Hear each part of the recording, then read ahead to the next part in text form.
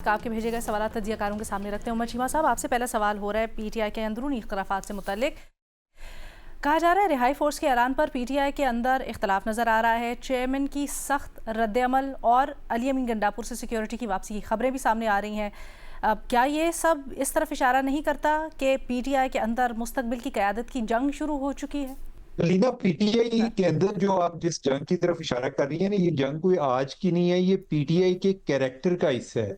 ये हालते जंग में रहते हैं, ये आपस में लड़ रहे होते हैं, या कोई अपनी एक इनकी जंगी मशकें चल रही होती हैं, या फिर जो अपने मुखालफिन है उनके साथ लड़ रहे होते हैं। लेकिन ये कितना अनफॉर्चुनेट है कि आपने कभी केपी से कोई गवर्नेंस के हवाले से बात सुनी है कि उधर कोई फलां पॉलिसी आई है, कोई नई इंप्रूवमेंट आ रही है। बस हम यही सोचते हैं कि फलां की सिक्योरिटी वापस ले ली है। सुहेल अफरीदी जो है वो उसने ये तय कर लिया, उसने कहा कि मैं कोई एक फोर्स तश्कील दे रहा हूँ। और इमरान खान जो है बताते खुद किसी टाइम, हालांकि वो अल्ताफ हुसैन जो है उनके बड़े खिलाफ भी थे, लेकिन ये उनसे इंस्पायर भी थे। यानी कि उनकी एक ख्वाहिश थी कि कोई ना कोई इस तरह का विंग मौजूद होना चाहिए, जो कि उन्होंने खुद भी एक पहले एक बनाया भी है। जब कोरोना आया उस दौरान को एक टाइगर फोर्स बना दी। इवन जब ये 9 मई के वाकयात हुए हैं तो इसमें जो इनके एक डेडिकेटेड फोर्स है, उनके लोगों का एक बड़ा रोल था उसमें। अभी भी ये उन्हीं लाइनों पर सोच रहे हैं। यानी कि इनकी ओवरऑल जो एक अप्रोच है वो कोई ऐसी तामीरी नहीं है, तहरीबी है। और इसका ताल्लुक मौजूदा सिचुएशन से भी नहीं है। ये जब इस सिचुएशन में नहीं थे तब भी ऐसे थे, और ये अभी भी जो है इनके, अभी तो ये बात करते हैं ना कि हम अपोजिशन में हैं तो हमारे साथ ये हो गए। इससे पहले जब मैंने तो आपको गवर्नमेंट की मिसाल दी, इवन गवर्नमेंट आने से पहले जब कहते थे कि ये बड़े लाडले हैं, उस टाइम भी इनका मिजाज, इनका सोच का अंदाज कुछ इसी तरह का था जो अभी भी है। तो ये कोई जो जंग है, ये पार्टी के अंदर नई जंग नहीं है। इसमें कोई दो लोग, इनकी आपस में राय नहीं मिलती, कोई दो लोग एक दूसरे से इत्तेफाक नहीं करते। उधर जो है एक इन्होंने एक कॉमन पॉइंट रखा हुआ है, वो इमरान खान है। और ये भी बड़ी डिजाइन है कि इमरान खान के अलावा उस पार्टी में कोई ऐसी कंसेंसस फिगर ही नहीं।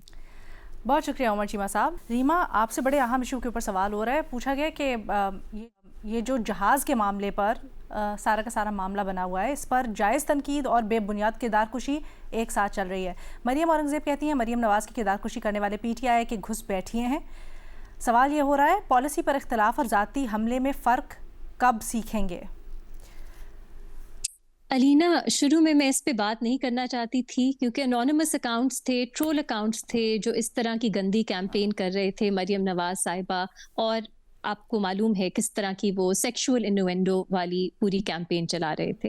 लेकिन फिर मैंने देखा कि कुछ लोग जो जर्नलिस्ट्स हैं और जो एटलीस्ट अपने आप को जर्नलिस्ट कहते हैं और उनकी एक स्टैंडिंग है, उनकी एक वैल्यू है, वो भी इस कैंपेन का हिस्सा बन गए।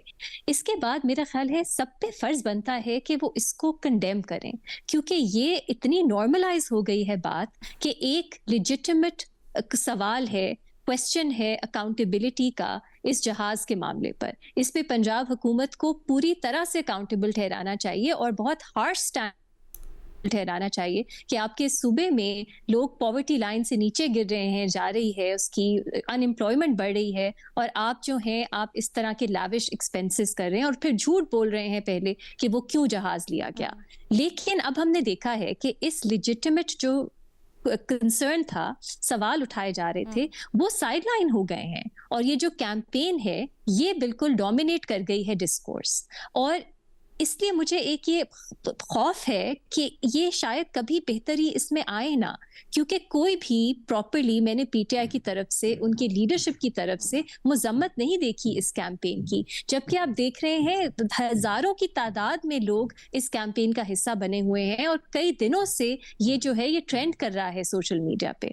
अब आप खुद सोचें लीना, ये एक फर्द वाहिद की बात फिर रहती नहीं है, ये मरियम नवाज की अब बात नहीं रही, ये हर उस बच्ची, हर उस औरत के लिए है जो एक पब्लिक, उनके लिए एक मैसेज है कि अगर आप एक पब्लिक डोमेन में होंगे, अगर आप एक पोजीशन ऑफ पावर में होंगे, तो आप पे अटैक सबसे पहले इस तरह के सेक्सुअल इन्नुएंडो वाला ही किया जाएगा। और ये एक बहुत मनफी पैगाम जाता है बच्चियों के लिए, खवातीन के लिए, किसी भी सोसाइटी में। इसलिए इसको मिसोजिनी कहा जाता है, क्योंकि ये एक फर्द के बारे में नहीं है, एक शख्स के बारे में नहीं है, ये एक पूरी एक जिन्स के बारे में है, एक पूरे जेंडर के बारे में है कि वो पब्लिक डिस्कोर्स में किस तरह से उनको देखा जाता है। इसलिए मैं कहूंगी कि बहुत से आपकी क्रिटिसिज्म हो सकता है मरियम नवाज पे, बहुत से सवालात हैं लेजिटिमेसी पे, करप्शन पे, वो पूछे, हाँ। पॉलिटिकल प्रोसिक्यूशन पे, लेकिन अलीना ये आप पूरी एक औरत जात को, बच्चियों को तो ना इसमें इन्वॉल्व करें इस तरह की बातें करके कि उनके माँ बाप उन्हें कहें कि नहीं इस पोजीशन में आपने नहीं जाना, क्योंकि इस पोजीशन में तो इस तरह के गंदे फिल्थी कैंपेन्स आपके खिलाफ होती हैं। तो थोड़ा सा सोचना चाहिए, लेकिन अनफॉर्चुनेटली क्या कोई सोचेगा अलीना। बाकी सब भी लेवल इतना गिर गया है हमारी डिस्कोर्स का कि मुझे एक्चुअली इसमें कोई बेहतरी की तवक्को नहीं है अब। ठीक है, बड़ी अच्छी तरह से आपने एक्सप्लेन किया Reema, but just to add to it, सिर्फ सियासत या इस ओहदे तक नहीं, मेरा ख्याल है जब जिम्मेदार पोजीशंस पे बैठे हुए लोग इस तरह की बात करते हैं, क्रेडिबल लोग जिनकी बड़ी फॉलोइंग है, तो लोग समझते हैं शायद ख़वातीन के साथ इस तरह का रवैया, इस तरह की गंदी बात करना, उनके खिलाफ इस तरह के हमले करना जायज़ है या दुरुस्त है या उनको पैसेज मिल जाता है। सो आई होप जी, for whatever it's worth, I hope अगर ज़रा सा भी ज़िम्मेदारी का एहसास है इन लोगों को जिन्होंने ये ज़ाती हमले या इस तरह की गंदी गलीज़ कैंपेन में हिस्सा लिया है, वो अपने कहे पे शर्मिंदा होंगे या एटलीस्ट इसके ऊपर माजरत नहीं तो कम से कम अपने बयान को वापस ज़रूर लेंगे, अपनी ये जो मैसेजेस हैं इनको वापस ज़रूर लेंगे। शहजाद इकबाल साहब की तरफ बढ़ते हैं। शहजाद साहब, आपसे सवाल हो रहा है, पाकिस्तान स्टॉक एक्सचेंज में मंदी का रुझान का तसलसल बरकरार है, एक महीने में इंडेक्स में तकरीबन 12% तक कमी हुई है, इसकी वजह क्या है सर? अलीना देखिए, एक तो पहले ये समझना होगा कि स्टॉक मार्केट जो है वो जून 2023 से, जब हम आईएमएफ प्रोग्राम में गए थे, आपको याद होगा कि उस वक्त सागरा साहब बड़ा रेजिस्ट कर रहे थे कि आईएमएफ प्रोग्राम में नहीं जाएंगे, और ऑलमोस्ट ये कहा जा रहा था कि मुल्क दिवालिया के करीब जा चुका है। फिर शहबाज शरीफ साहब ने आईएमएफ की डील जाके की थी, तो उस वक्त से लेकर अभी पिछले माह तक मार्केट जो है वो 4.7 टाइम्स इंक्रीज हुई थी, यानी कि तकरीबन 5 गुना, 40,000 से लेके 189,000 190,000 जो है मार्केट पहुंच गई थी। तो इसके बाद एक ऑब्वियस ये होता है रिएक्शन कि मार्केट जब इतनी बढ़ती है तो उसमें करेक्शन भी आती है, गिरती भी है। इसीलिए आज भी मार्केट में लोग ये कह रहे हैं कि ये कोई मंदी का रुझान नहीं है, ये करेक्शन है। जब मार्केट 5 गुना बढ़ेगी तो ऑब्वियसली वो अपने आप को करेक्ट भी करेगी, क्योंकि जो लोग प्रॉफिट टेकिंग के लिए आते हैं फिर वो मार्केट में सेलिंग भी करते हैं। लेकिन उसको एक जवाब चाहिए होता है, एक बहाना चाहिए होता है, क्योंकि जैसे हमेशा जो है ना मार्केट तो फॉरवर्ड लुकिंग होती है। 2023 जून में नजर आ रहा था कि आईएमएफ का प्रोग्राम आ गया है, अब यहाँ से एक मैक्रो इकोनॉमिक स्टेबिलिटी नजर आएगी, क्योंकि जब भी आईएमएफ प्रोग्राम में होता है वो होता है, तो उस बेसिस पे मार्केट जो है वो बढ़ती रही। अब लोगों को ये नजर आ रहे हैं कि कुछ खदशात हैं। जैसे मैंने कहा कि आपको एक बहाना चाहिए होता है मार्केट को करेक्शन लेने का। तो अभी आपने देखा कि पहले जब ये थ्रेट थी कि यूएस जो है ईरान पे किसी वक्त भी हमला कर सकता है, तो सिर्फ पाकिस्तान स्टॉक मार्केट नहीं, दुनिया भर की स्टॉक मार्केट्स और कमोडिटीज, उसमें हमने एक वॉलिटिलिटी देखी। तो एक वो बड़ा रीजन बताया जा रहा है। फिर पाकिस्तान में इंटरनली खबरें आने लगी इस तरह की कि रेकोडेक का जो मंसूबा है शायद वो यहीं पर रुक जाएगा, जिससे बड़ी उम्मीदें हैं कि पाकिस्तान अच्छा खासा वहां से एक रेवेन्यू इकट्ठा कर सकता है। वो एक बड़ा कंसर्न है। और फिर जो कुछ कंपनीज के रिजल्ट्स आए वो भी जो है तवक्कुआत के मुताबिक नहीं थे। तो ये कुछ रीजन है जिसकी वजह से हम देख रहे हैं कि मार्केट में इस वक्त सेलिंग नजर आ रही है। फिर ऑब्वियसली लोकल भी आपने देखा है कि इमरान खान की सेहत के बाद एक इंस्टेबिलिटी सियासी तौर पे भी पाकिस्तान में देखी जा रही है। तो लेकिन अभी भी मार्केट से इसको कह रही है कि करेक्शन है, ऐसा नहीं है कि फैक्टर्स ऐसे हैं जिसकी वजह से मार्केट जो है वो एक मंदी की तरफ से। शहजाद, डू यू फील कि आईएमएफ दोबारा से हमारा जो रिव्यू होने जा रहा है उसके ऊपर भी कोई इफेक्ट लिया है उसने या नहीं? नहीं, अभी तो कोई ऐसे रेड फ्लैग्स नहीं है जिसमें हम जिसकी बुनियाद पे हम ये कह सकते हैं कि आईएमएफ का जो अगला रिव्यू है उसमें हम नाकाम हो जाएंगे या जो अगली किस्त हमें ना मिल सके। आई थिंक वो जितने भी चेकलिस्ट थी, जो भी बेंचमार्क्स थे, वो हमने अचीव कर लिए। ठीक है, thank you so much Shahzad. Salim sahab, sir आपसे सवाल हो रहा है, एक तरफ इमरान खान की आंख के इलाज के लिए अपनी मर्जी के मुआलिज और अस्पताल तक रसाई के लिए सुप्रीम कोर्ट में दरख्वास्त दायर कर दी गई है। दूसरी तरफ आजम नज़ीर तारड़ साहब कहते हैं जेल मैनुअल में दर्ज ही नहीं है कि कैदी का इलाज उसकी मर्जी के मुताबिक होना चाहिए।